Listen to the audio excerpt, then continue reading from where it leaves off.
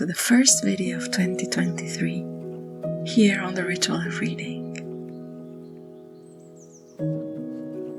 I often find that January is a strange time for many of us.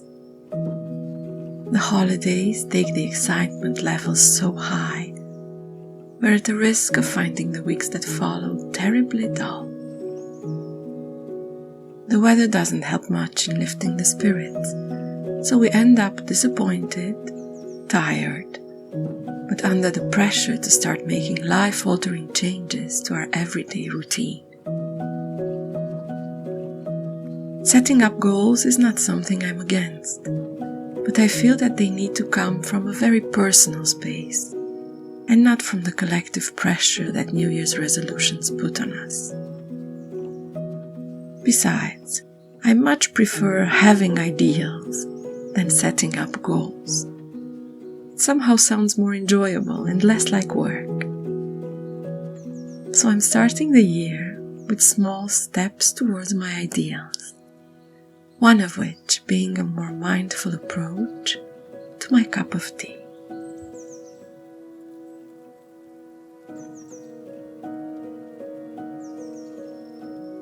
After the feasts of December, I'm in desperate need for a time out and a gentle return to balance. There's no better choice for this than dark tea, and the best I could find is pu'er.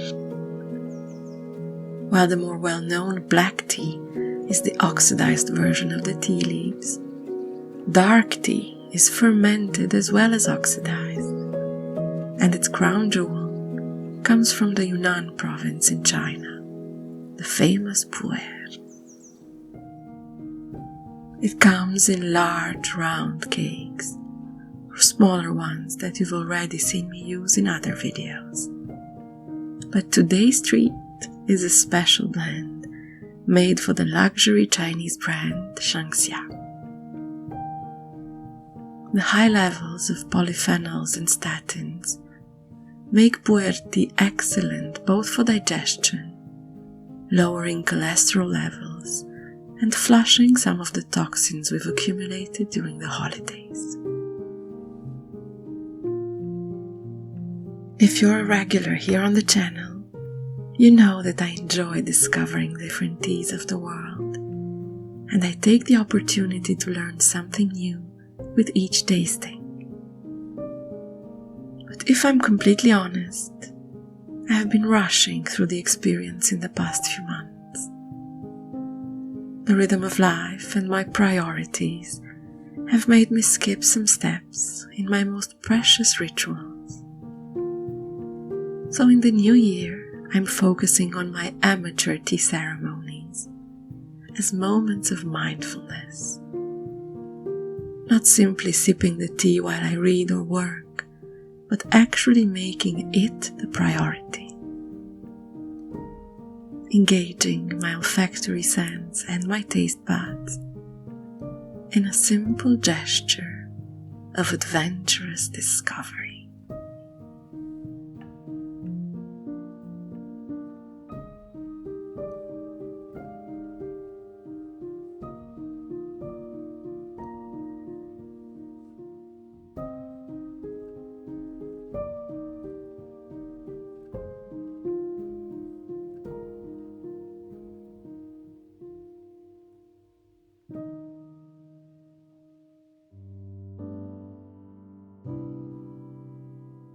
And speaking of adventure, my reading genie has brought some exciting books my way this January. A few months ago, I came upon the book of Romanian biologist and explorer Alexandru Stermin while listening to a podcast. Căzuți din junglă, or Fallen from the Jungle, is his second book. A blend of scientific explorations of nature and the human soul. His academic career has presented unique opportunities of discovery. From the rugged coasts of Iceland to the pulsating Brazilian jungle, his research in ornithology has been the starting point of an eye-opening journey. The book alternates between adventure anecdotes, personal intimate reflections, and scientific facts explained to the inexperienced reader. And while I was reading, my own state of mind alternated.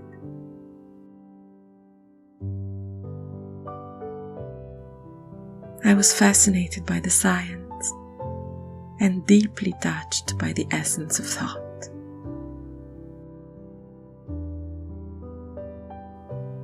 Some passages, like the footsteps of big cats alongside humans on a riverbed, or the letter addressed to future humans at the foot of the first Icelandic glacier to have disappeared, will never lose their power over me.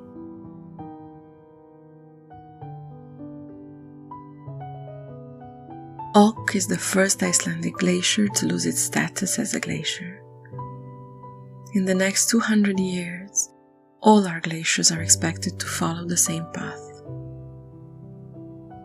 This monument is to acknowledge that we know what is happening and what needs to be done. Only you know if we did it.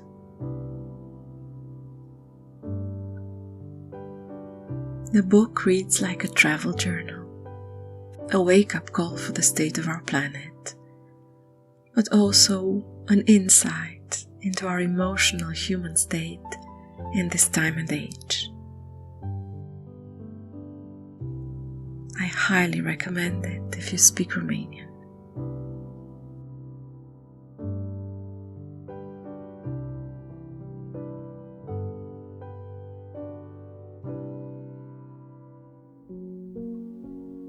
From the biologist, I skipped over to the geographer, adventurer, and writer Sylvain Tesson.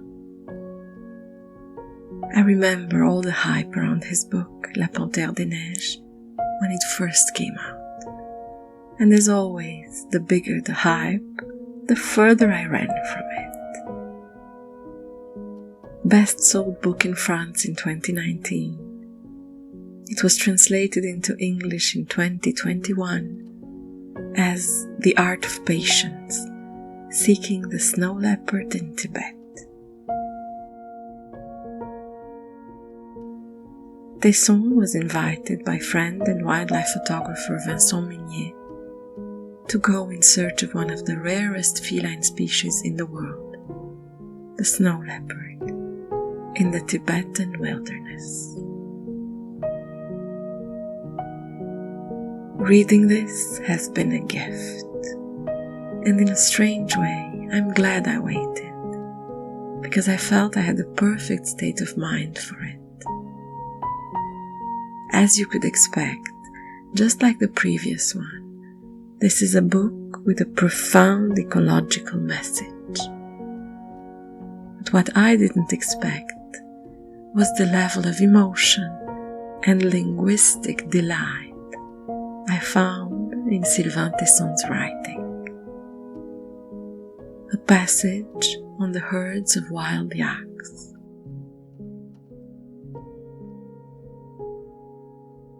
C'étaient des totems envoyés dans les âges. Ils étaient lourds, puissants, silencieux, immobiles, si peu modernes. Ils n'avaient pas évolué, ils ne s'étaient pas croisés. Les mêmes instincts les guidaient depuis des millions d'années. Les mêmes gènes encodaient leurs désirs. Ils se maintenaient contre le vent, contre la pente, contre le mélange, contre toute évolution. Ils demeuraient purs, car stables. C'étaient les vaisseaux du temps arrêté. La préhistoire pleurait et chacune de ses larmes était un yak. They were totems sent down through the ages. They were heavy, powerful, silent, motionless, so unmodern. They hadn't evolved, they hadn't interbred. The same instincts had guided them for millions of years. The same genes had encoded their desires. They were resisting against the wind, against the slope, against the mixture, against any evolution. They remained pure because stable. They were the vessels of time stopped. Prehistory was crying, and each of its tears was a yak.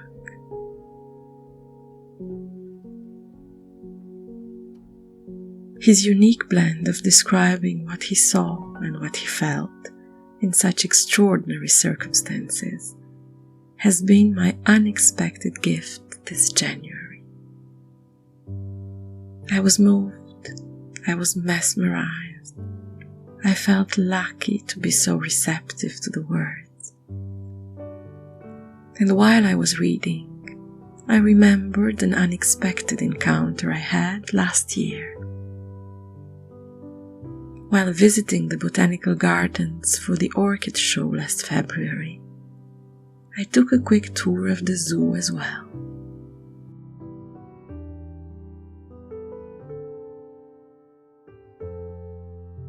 I didn't film much, but I remember how troubled I felt, standing in front of a pacing feline that seemed to never stand still. It was none other than the snow leopard. The Paris Zoo is participating in a global program of breeding snow leopards in captivity in order to save the species that is under constant attack from illegal hunters in the wild. I knew that its presence there meant safety and the chance for the species to have a future. But the perpetual movement was disconcerting. As if the tame, obedient, controllable inner me was distressed in face of wild energy.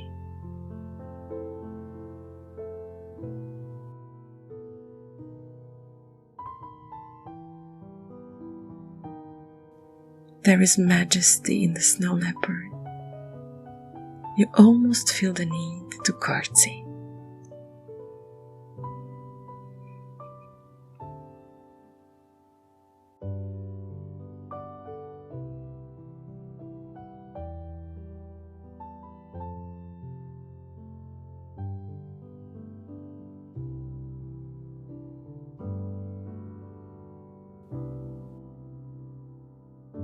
A mindful start to the new year for me, taking my time to enjoy tastes, words, sounds and imagery.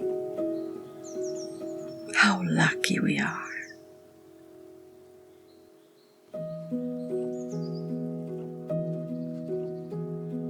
Until next time, enjoy your reading and your rituals.